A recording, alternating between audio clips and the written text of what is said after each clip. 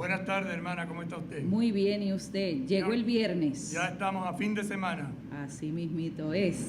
Un fin de semana largo, que el lunes es feriado. El lunes es feriado, así que descansarán algunos, otros no podremos, pero otros descansarán. Seguro que sí, así que aprovechamos y saludamos a todos los que nos sintonizan a esta hora de las 3 de la tarde, luego de haber, ¿verdad?, orado y rezado con la coronilla a la Divina Misericordia. Y también a los que se conectan con nosotros a través de las redes sociales, Facebook Live y el canal de YouTube de Católica Radio 88.9. Continuamos entonces compartiendo con ustedes el Catecismo de la Iglesia Católica, este sexto mandamiento: no cometerás adulterio. Pero antes vamos a pedir la acción del Espíritu Santo. Ven, Espíritu Santo. Purifica la iglesia. Renuévala. Purifica, impúlsala. Transfórmala. Únela. Para poder responder a la misión. Amén. Santa María de Guadalupe. Ayúdanos a ser discípulos misioneros. San José. Ayúdanos a ser discípulos misioneros. San Juan Diego. Ayúdanos a ser discípulos misioneros. Beato Carlos Manuel. Ayúdanos a ser discípulos misioneros. Seguimos dando pasos en este nuestro programa, ¿verdad? Mi camino de fe. Y hemos estado compartiendo con ustedes este sexto mandamiento que tiene 4 tiempos, 4 momentos, 4 acápites. He ido aprendiendo la palabra, Padre, poco a poco. Y nos empezaba en el primer acápite. Se trabó. Me trabé. Claro, como es viernes. Hombre y mujer los creó, y dentro de este hombre y mujer los creó, y vamos compartiendo con ustedes lo que nos dice las Sagradas Escrituras.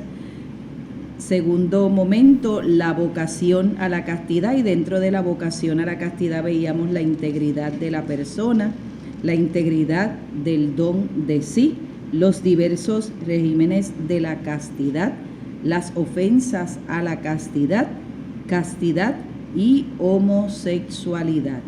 Luego pasábamos a un tercer momento, el amor de los esposos, y dentro del amor a los esposos compartíamos sobre la fidelidad conyugal, la fecundidad del matrimonio, el don del hijo. Y en el programa de ayer entonces iniciábamos el cuarto momento, las ofensas a la dignidad del matrimonio, y dentro de estas ofensas veíamos el adulterio, el divorcio y entonces otras ofensas a la dignidad del matrimonio. Este es el camino que hemos estado haciendo con este mandamiento número 6 de no cometerás adulterio. Entre esas ofensas a la dignidad del matrimonio dialogamos sobre la poligamia, el incesto, y ahora pasamos a la unión libre. ¿Qué se entiende por unión libre?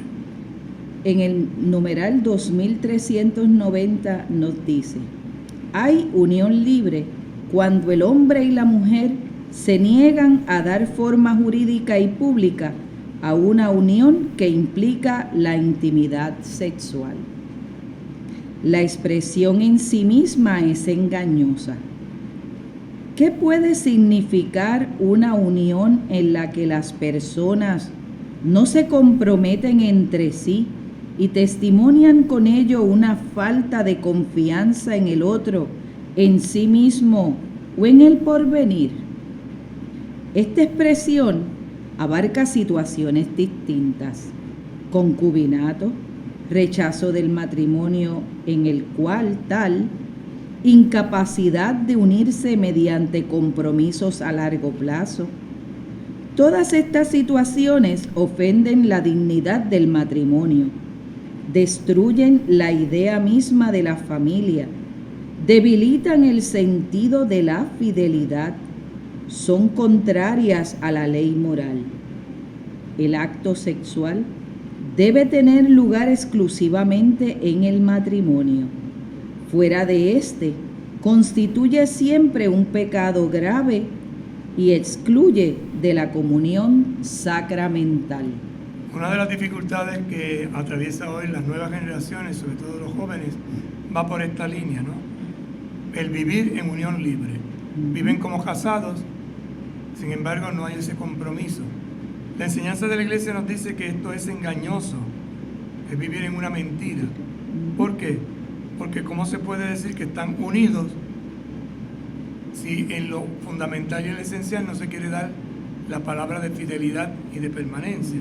Por eso dice, abarca situaciones difíciles, concubinato, rechazo del matrimonio en cuanto tal, incapacidad de unirse mediante compromiso a largo plazo. O sea, no queremos sino pasarla bien, tú allá y yo acá, y de vez en cuando nos reunimos o convivimos, pero no hay ese compromiso de estabilidad. Estas situaciones ofenden a la dignidad del matrimonio. ¿Por qué? Porque destruyen la idea misma de la familia. ¿Debilitan qué? La fidelidad. La fidelidad implica permanecer fiel, siempre, ahí, día y noche. Esto es contrario a la ley moral. Por eso es un acto que es considerado íntimo, profundo, de comunión, como es el acto sexual, pues se considera fuera del matrimonio como un pecado, porque no logra, estamos hablando como cristianos, objetivamente ese don precioso de la comunión sacramental. No pocos postulan hoy una especie de unión a prueba cuando existe intención de casarse. Entonces ahora otra cosa nueva, unión a prueba. Vamos a probar a ver si no funciona. Si no funciona. Si no, pues no, si no, tú para tu casa y yo para la mía. Cualquiera que sea la firmeza del propósito de los que se comprometen en relaciones sexuales prematuras, estas no garantizan que la sinceridad y la fidelidad de la relación interpersonal entre un hombre y una mujer queden aseguradas y sobre todo protegidas contra los vaivenes y las veleidades de las pasiones. Me gusta, no me gusta, lo hago, no lo hago, simplemente buscamos un placer sexual y esto no da estabilidad, esto no da firmeza, esto no da equilibrio, todo lo contrario. La unión carnal solo es moralmente legítima cuando se ha instaurado una comunidad de vida definitivamente entre el hombre y la mujer. Y para nosotros cristianos esto solo se da en el sacramento. El amor humano no tolera la prueba, exige un don total, definitivo de las personas entre sí. Por eso es importante entender esto, ¿no? Sobre todo jóvenes adultos que están en ese periodo de decisión. No es cuestión de probar, vamos a probar, vamos a ver si esto nos conviene. Estás dudando de ti mismo, estás dándote a media. No, es que yo quiero ir a la segura. El que no se arriesga no fracasa, pero nunca era algo que valga la pena. Y el matrimonio cristiano está fundamentado en el riesgo, en la aventura, que se lanzan aquellos que se aman profundamente a vivir el don de la fidelidad y de la permanencia. Y hoy en día, Padre, con relación a estos numerales que acabamos de tocar, ¿verdad? Vemos parejas que conviven por muchos años y de momento están ya más que seguros que pueden hacer una vida juntos, pero temen dar el paso hacia el sacramento. Entonces, porque no están seguros. Entonces uno dice, Dios mío, pero llevan tantos años conviviendo y prefieren quedarse así toda una vida a, ¿verdad?, llegar al sacramento. Porque no hay un compromiso definitivo. Te quiero, pero ¿y si me falla? Sí. ¿Y si se va?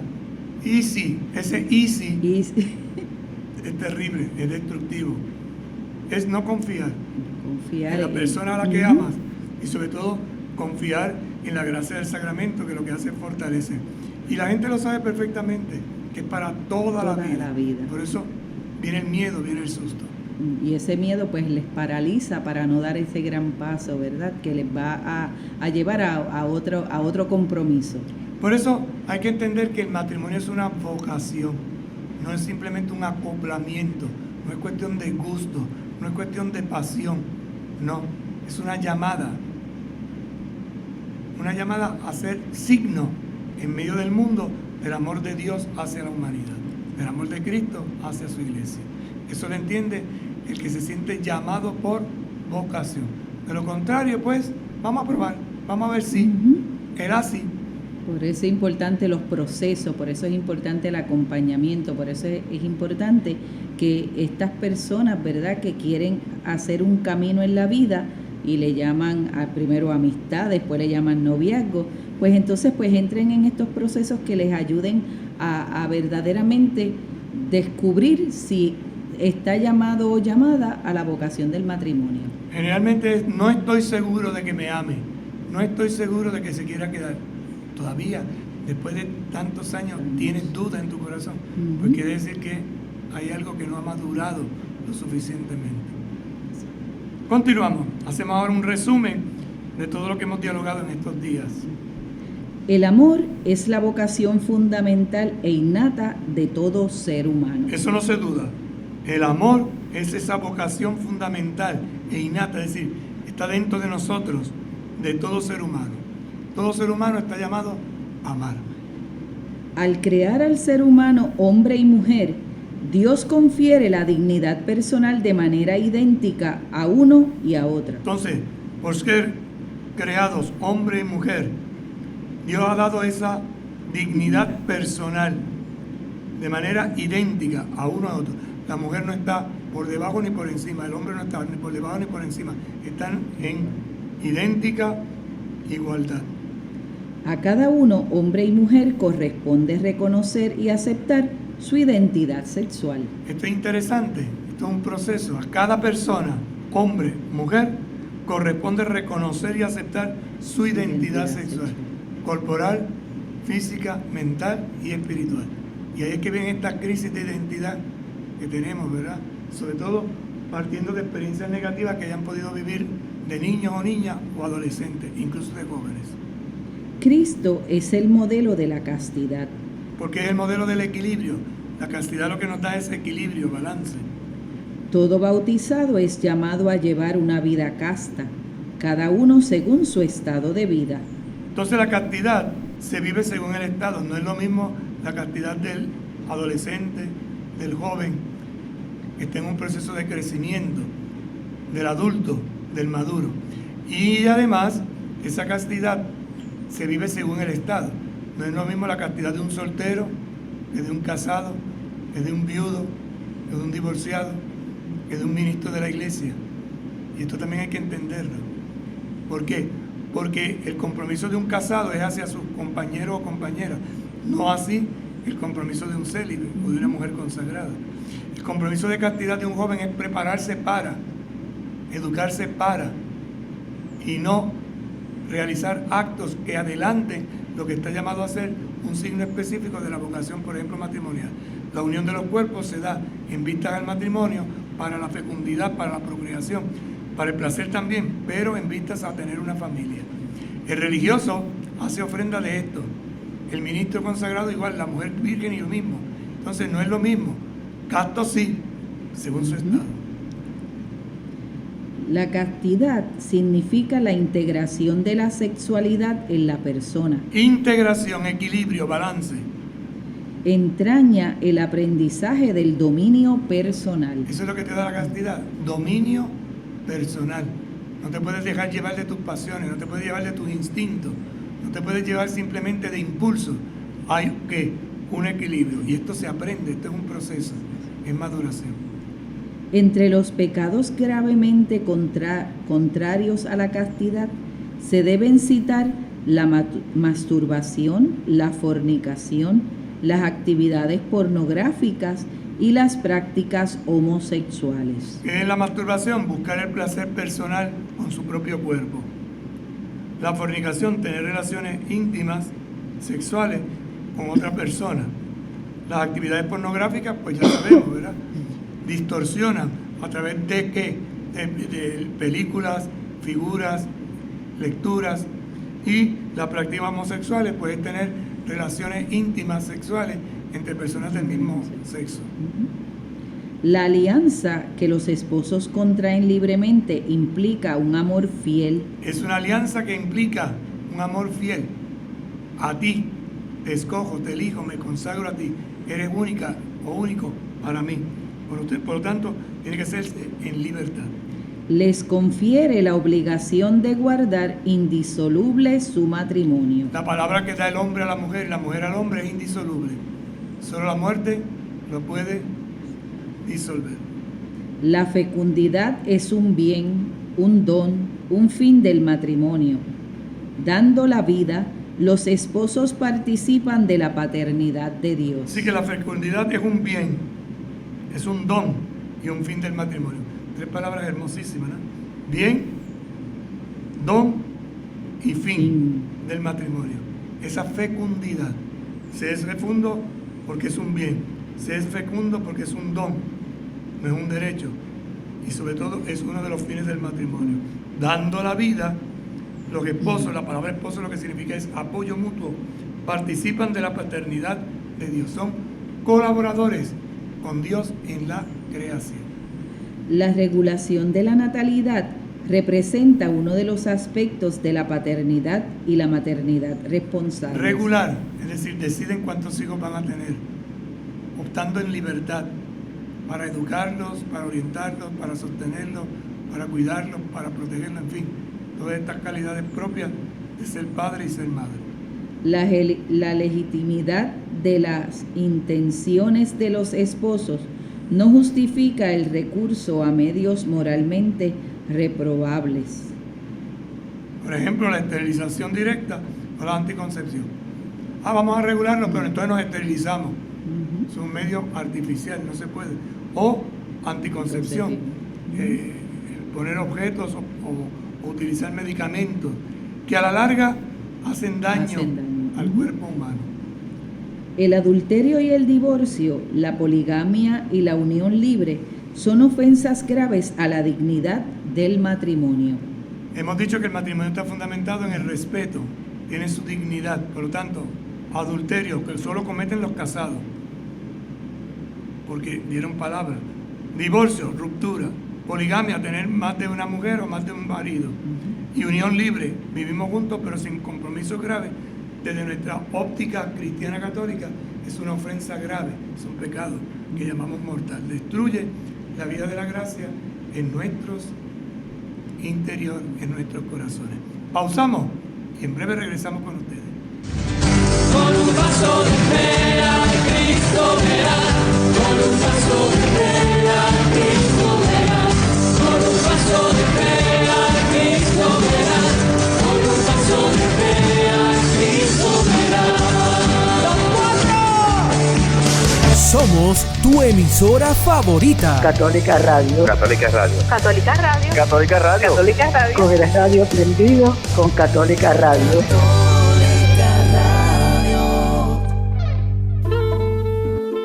Católica Radio en el 88.9 FM Isla y el 89.1 FM en el área oeste de Puerto Rico presenta el programa Por el Gozo de Vivir, con el lema La cercanía del ser humano ocurre cuando se enraizan al corazón Dios, acordes y versos, en una aportación educativa, religiosa y cultural. Te invito a que compartas conmigo El Quijote de otro tiempo, Javier González Rosado, poemas, música y pensamiento.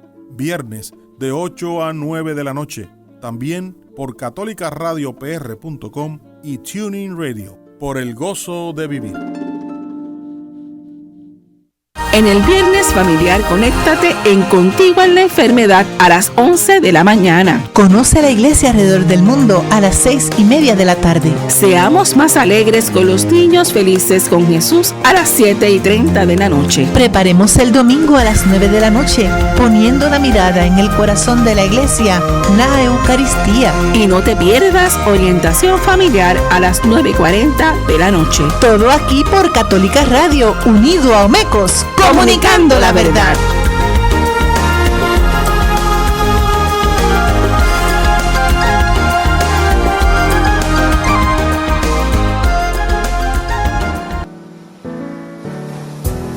La Catedral Nuestra Señora de Guadalupe y Católica Radio te ofrecemos el horario de las misas transmitidas desde el estacionamiento de la Pontificia Universidad Católica de Puerto Rico los fines de semana. Sábados a las 4 de la tarde, domingos a las 8 de la mañana y 5 de la tarde.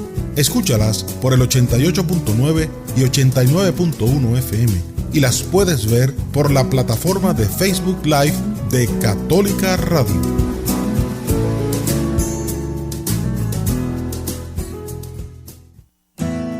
Católica Radio quiere rezar contigo y de lunes a viernes a las 7 de la noche te presentamos el Santo Rosario.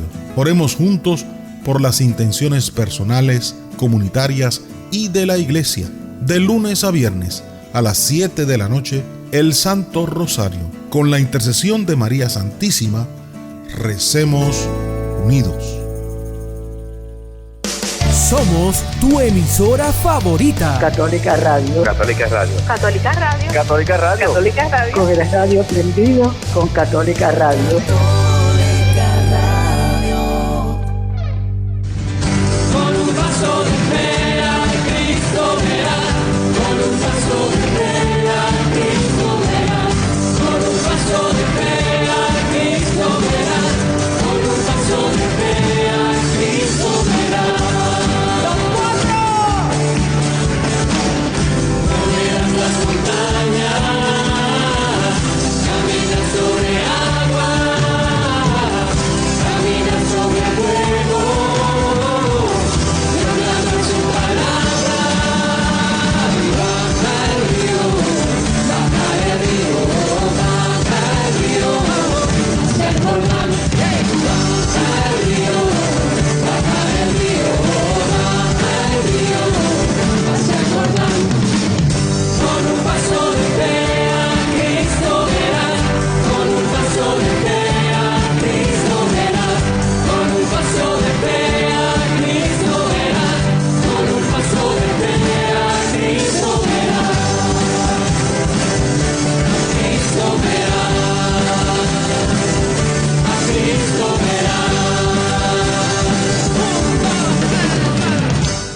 Continuamos compartiendo con ustedes el Catecismo de la Iglesia Católica en la tercera parte, la vida en Cristo. Estamos en la segunda sección sobre los mandamientos y ahora damos otro pasito más con el artículo 7 que viene siendo el séptimo mandamiento. Estamos en la segunda tabla de la ley.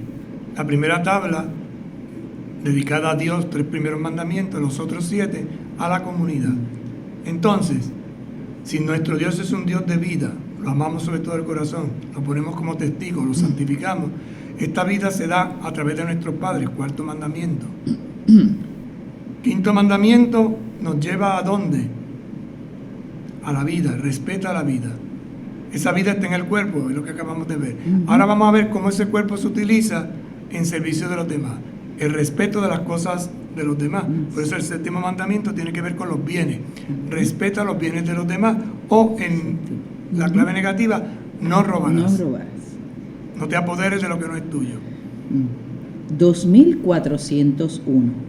El 7º mandamiento prohíbe tomar o retener el bien del prójimo injustamente y perjudicar de cualquier manera al prójimo en sus bienes. Prescribe la justicia y la caridad en la gestión de los bienes terrenos y de los frutos del trabajo de los hombres. Con miras al bien común, exige el respeto del destino universal, de los bienes y del derecho de propiedad privada. La vida cristiana se esfuerza por ordenar a Dios y a la caridad fraterna los bienes de este mundo. Interesante como lo define el catecismo. Prohíbe tomar o retener el bien del prójimo injustamente. Si lo que es un bien para los demás, yo no lo puedo ni tomar ni retener. Y sobre todo, implica también que no perjudiquemos de cualquier manera al prójimo en relación a sus bienes. Prescribe la justicia, la equidad, la caridad en la gestión de los bienes terrenos y del fruto del trabajo. Si acordamos un salario, pues hay que pagarlo en justicia, ¿verdad? ¿Con miras qué? Fíjate que todo esto siempre es lo mismo, ¿no?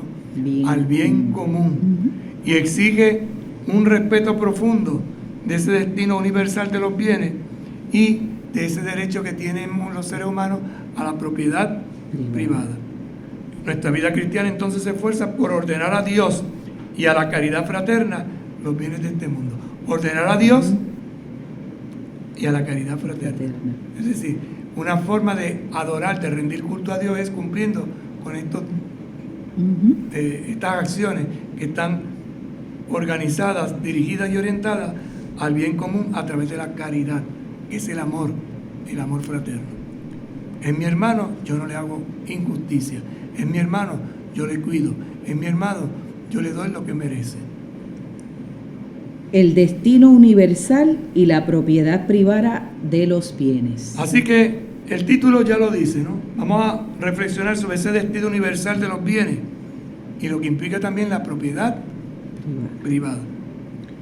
Al comienzo, Dios confió la tierra y sus recursos a la administración común de la humanidad para que tuviera cuidado de ellos, los dominara mediante su trabajo y se beneficiara de sus frutos. 3 claves. Dios confió la tierra y sus recursos a la administración común de la humanidad. Es la humanidad la que está llamada a administrarlo. ¿Para qué? Lo cuidara, lo dominara y se beneficiara. Fíjate que es una gradualidad. Recuerden que el catecismo de la Iglesia lo que nos enseña es un proceso de vida que es gradual y va creciendo, ¿verdad? Cuidarla, dominarla, transformarla y beneficiarla. Los bienes de la creación están destinados a todo el género humano. A todos, no es para unos cuantos. Y aquí es donde empieza la lucha. Que hay gente que se ha querido apoderar y lo quieren solo para ellos. No, es a todos, para todos. Sin embargo, la tierra está repartida entre los hombres para dar seguridad a su vida, expuesta a la penuria y amenazada por la violencia. ¿Hay entonces qué? Una repartición, hay una sectorización entre todos para dar seguridad a esa vida que está expuesta pues a las dificultades, a las penurias y que está amenazada también por la violencia. ¿Cómo mantener? Siempre lo mismo. Nuestro Dios es un Dios de orden, es un Dios de equilibrio y para esto se establecen unas normas, unas orientaciones, unas leyes. La apropiación de bienes es legítima para garantizar la libertad y la dignidad de las personas, para ayudar a cada uno a atender sus necesidades fundamentales y las necesidades de los que están a su cargo. Debe hacer posible que se viva una solidaridad natural entre los hombres. Por tanto, el que yo me apropie de los bienes es legítimo para garantizar que mi libertad y mi dignidad, y esto para todas las personas. Segundo, para ayudar a cada uno a atender sus necesidades fundamentales. Tus necesidades fundamentales. Y esto nos da una clave también de que lo que yo no necesito, no tengo por qué tenerlo. Entonces el acaparar, por eso al final habla de solidaridad. Y las necesidades de los que están a su cargo. Tengo varios a mi cargo, yo tengo una familia, pues tengo que proveer como padre de familia, como encargado de esa familia, a los que tengo a mi cargo. Por eso los bienes deben hacer posible esa gran red de solidaridad natural entre hombres y mujeres, es decir, que nos ayudemos mutuamente, no que unos acaparen y los otros no tengan, que unos tengan todo y otros no tengan ni siquiera lo indispensable. El derecho a la propiedad privada, adquirida o recibida de modo justo, no anula la donación original de la tierra al conjunto de la humanidad. Por tanto, lo que Dios ha dado para todos no queda anulado porque tengamos la experiencia de la propiedad privada, que sea adquirida, la compro, ¿verdad? Un terreno, por ejemplo, o recibida de modo justo, en herencia, por poner un ejemplo. Y no anula esa donación original de la tierra al conjunto de la humanidad. El problema es cuando hay latifundio, cuando yo, por ejemplo, en el caso de la tierra, ¿no? Yo tenga muchísima tierra y alrededor mío haya gente que no tenga ni siquiera un poquito, pedacito. un pedacito para tan siquiera su casita, su espacio vital. El destino universal de los bienes continúa siendo primordial. ¿Ven? El destino universal de los bienes es para todos, continúa siendo primordial. Universal. Primordial. Aunque la promoción del bien común exige el respeto de la propiedad privada, de su derecho y de su ejercicio. Equilibrio, promoción del bien común exige respeto a la propiedad privada. Por tanto, yo no me apropio, no le quito a usted. Respeto su derecho y su ejercicio, el cómo actuar, el cómo convivir juntos, buscando, una vez más insistimos, el bien común. El hombre, al servirse de esos bienes, debe considerar las cosas externas que posee legítimamente no solo como suyas, sino también como comunes, en el sentido de que puedan aprovechar no solo a él, sino también a los demás. Interesante.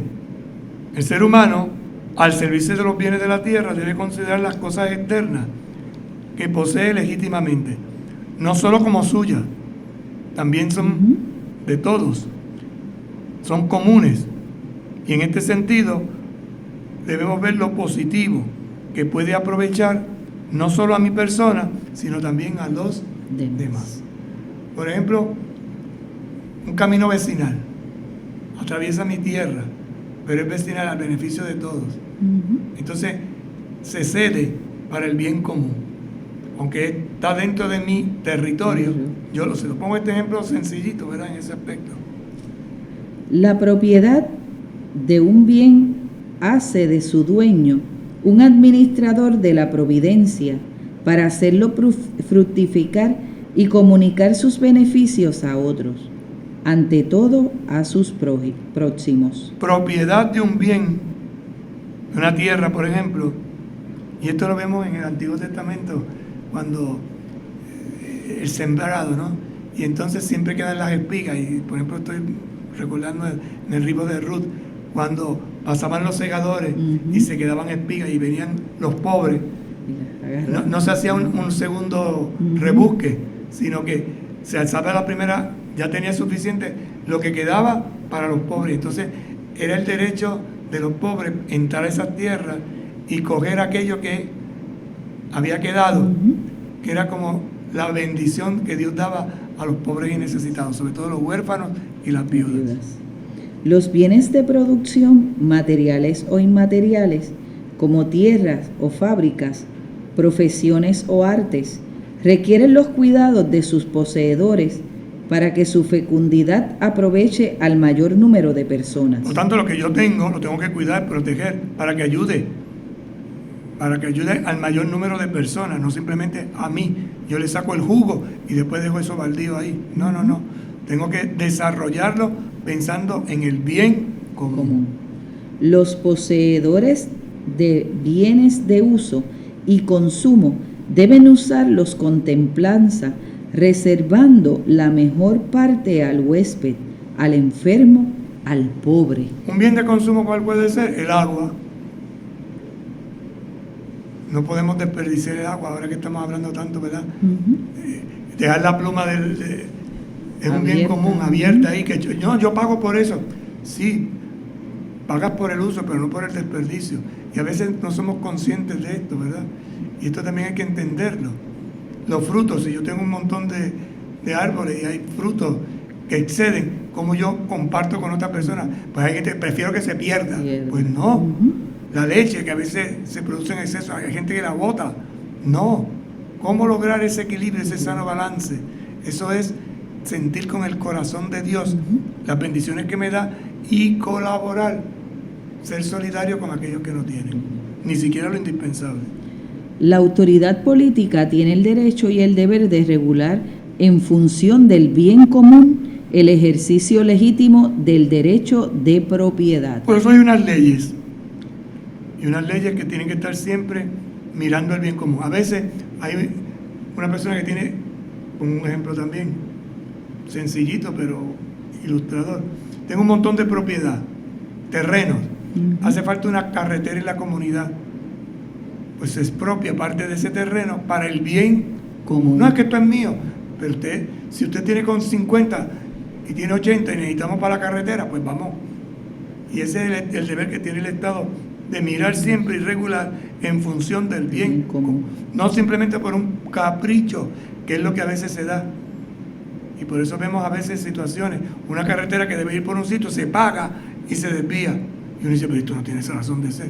Que se miró ahí el bien individual y no el bien colectivo. Y eso que usted dice ahora, padre, es triste porque a veces uno va por distintos lugares y ve tantas propiedades vacías y ya con rótulos estorbos públicos, cuando a lo mejor hay familias necesitadas de propiedades y por problemas familiares que hay en el entorno de ese lugar, pues prefieren que esa casa se pierda cuando alguien puede darle un buen uso al mismo. Y eso es triste y lo vemos mucho aquí en nuestro país. Es correcto.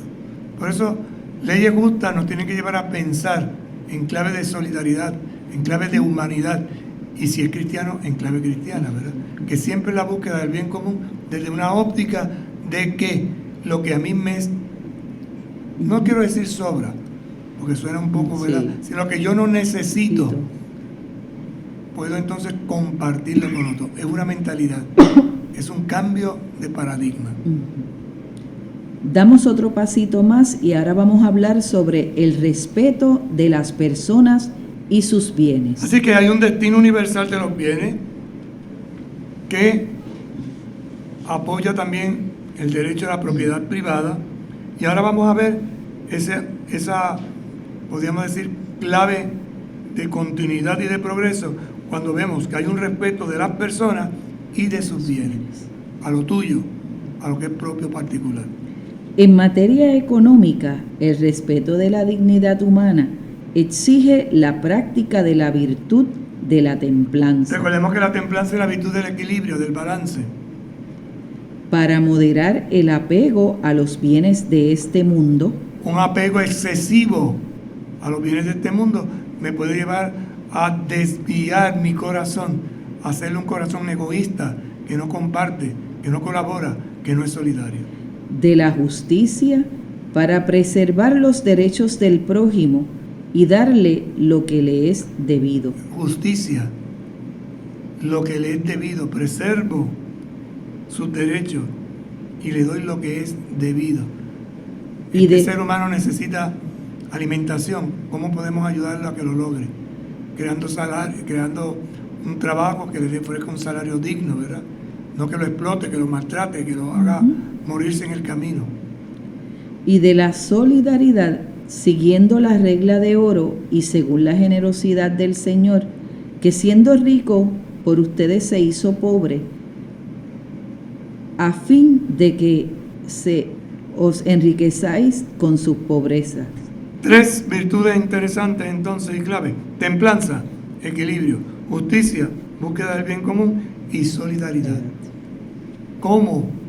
A través de estas 3, podríamos decir, palabras de oro, creamos un respeto profundo hacia la persona y utilizamos los bienes en favor y en beneficio de todos y de todas. El respeto de los bienes ajenos. Vamos ahora a desglosarlo, ¿verdad? Respeto de los bienes ajenos, porque mis derechos terminan donde comienzan los tuyos. Eso es respeto. Nos dirá el numeral 2408. El 7º mandamiento prohíbe el robo, es decir, la usurpación del bien ajeno contra la voluntad razonable de su dueño. Ahora tienen definiciones muy curiosas. Apropiación ilegal de los bienes. Un pillo es lo que es. Es para ponerlo más fino. Dice usurpación del bien ajeno. Lo usurpo, se lo quito, se lo arranco. Contra la voluntad razonable de su dueño. No es que yo lo quiero compartir, es que tú me lo quitaste. Tú me lo arrancaste. Porque no hubo ¿qué? Libertad. Fue en contra de mi voluntad.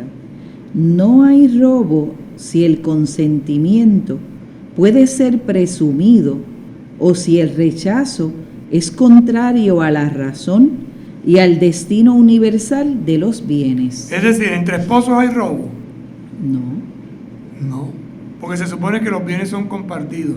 Entonces, si el marido no le da lo suficientemente a la mujer y la mujer coge parte del dinero del marido, eso no es robar, porque hay un permiso, un consentimiento presumido.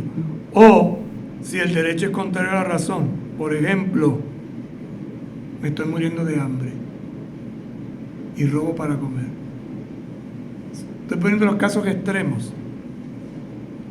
Ese destino universal de los bienes tiene una función, pero se atenta contra el bien común, atenta contra la persona, podemos entonces dar una respuesta positiva e iluminativa. Es el caso de la necesidad urgente y evidente en que el único medio de remediar las necesidades inmediatas y esenciales es disponer y usar de los bienes ajenos. Por ejemplo, alimento, vivienda y vestido. Si una persona, ya expliqué lo del alimento, ¿no? Necesita comer. Vivienda, vemos a veces que hay invasión de terrenos. ¿Por qué? Porque han buscado los medios posibles para que, y no les dan. Entonces invaden un terreno de una tierra que nadie está utilizando. O el vestido, ¿verdad? El caso de una persona que vaya desnuda, necesite cubrirse. Esto es disponer y usar de los bienes ajenos en beneficio de una necesidad urgente que yo pueda tener. Toda forma de tomar o retener injustamente el bien ajeno, aunque no contradiga las disposiciones de la ley civil, es contraria al séptimo mandamiento. ¿Ves? Tiene que haber entonces tomar o retener injustamente. Esa es la clave. Es injusto lo que están haciendo. Así, retener deliberadamente bienes prestados u objetos perdidos, defraudar en el ejercicio del comercio, pagar salarios injustos, elevar los precios especulando con la ignorancia o la necesidad ajena. Retener deliberadamente los bienes prestados. Un martillo, me quedo con él.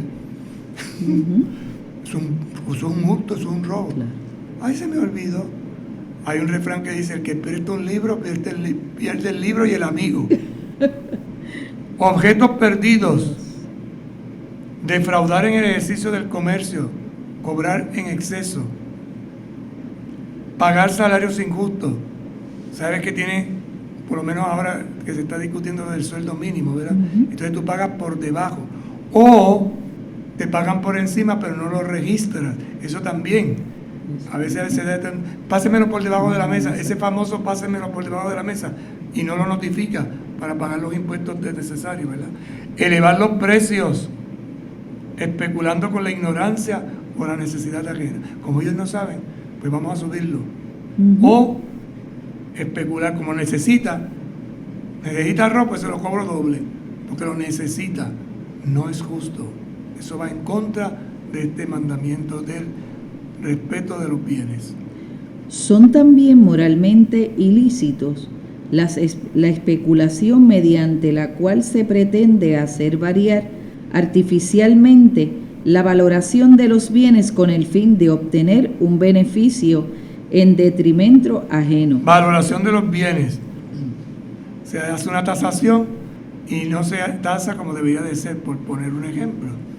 No se valora lo suficiente. Además, la corrupción mediante la cual se vicia el juicio de los que deben tomar decisiones conforme a derecho. Por ejemplo, se vicia porque pagan. ¿Pagan para qué? Para que se tome un juicio contrario, una decisión contraria a lo que debía de hacerse. La apropiación y el uso privados de los bienes sociales de una empresa. Aunque sea un lápiz, aunque sea una computadora, aunque sea... Porque hay gente que papeles, libretas, que la gente se lleva de los trabajos como si eso fuera de ellos. Eso está para la empresa, eso no es para usted. Para el servicio de la empresa, no para el servicio de su casa. Los trabajos mal hechos. Lo hacen mal. Materiales, qué sé yo, varillas. Pues compran varillas más bajas para ahorrarse un dinero y echárselo al bolsillo. Lo cobran alto, pero lo cobran de baja calidad. El fraude fiscal. Bueno, eso ya sabemos, ¿verdad? La falsificación de cheques y facturas. No digamos, eso no pasa. los gastos excesivos, suben los precios. el despilfarro, Ancha Castilla, como dice la gente, va a comprar champán, pudiéndonos tomar una Coca-Cola. infligir voluntariamente un daño a las propiedades privadas o públicas es contrario a la ley moral y exige reparación. Por ejemplo, quemar un edificio, pintar, hacer graffiti en lugares públicos o privados, ¿no? Eso es un daño terrible. Eso exige reparación moralmente. O sea, si lo hice mal, debo de reparar, debo de compensar. Las promesas deben ser cumplidas Interesante, usted hizo una promesa, cumpla, no se ponga a prometer cosas que no puede cumplir. y los contratos rigurosamente observados en la medida en que el compromiso adquirido es moralmente justo. Por eso se firma contrato, es una alianza, ponerse de acuerdo en ambas partes. Una parte notable de la vida económica y social depende del valor de los contratos entre personas físicas o morales. Ese valor lo hemos hecho entre dos partes, ¿no? Pues hay que honrarlo. Así, los contratos comerciales de venta o compra, los contratos de arriendo o de trabajo. Todo contrato debe ser hecho y ejecutado de buena fe. De buena fe, tiene que ir con recta intención, no puede ir con mala intención. Así que como ven, hay una serie de expresiones que se dan en el diario vivir, y en este diario vivir, aquí es donde está la clave.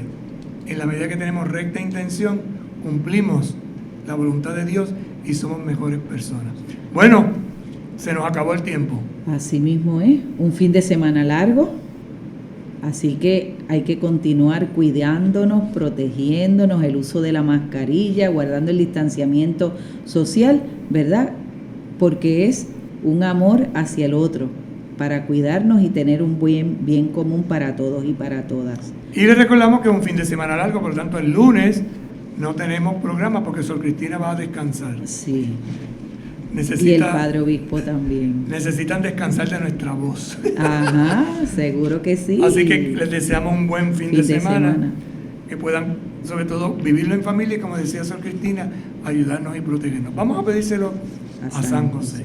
Enséñanos, José, cómo se es no protagonista, cómo se avanza sin pisotear, cómo se colabora sin imponer, cómo se ama sin reclamar. Dinos, José, cómo se vive siendo número 2, cómo se hacen cosas fenomenales desde un segundo puesto. Explícanos, José, cómo se es grande sin exhibirse, cómo se lucha sin aplauso, cómo se avanza sin publicidad, cómo se persevera y muere sin esperar un homenaje. Amén. San José, ruega por nosotros. Que el Señor esté con ustedes. Y con tu espíritu. Les bendiga y les acompañe el buen Dios Todopoderoso, Padre, Hijo y Espíritu Santo. Amén. Hasta el martes, si Dios quiere. Buenas tardes para todos y todas y buen fin de semana.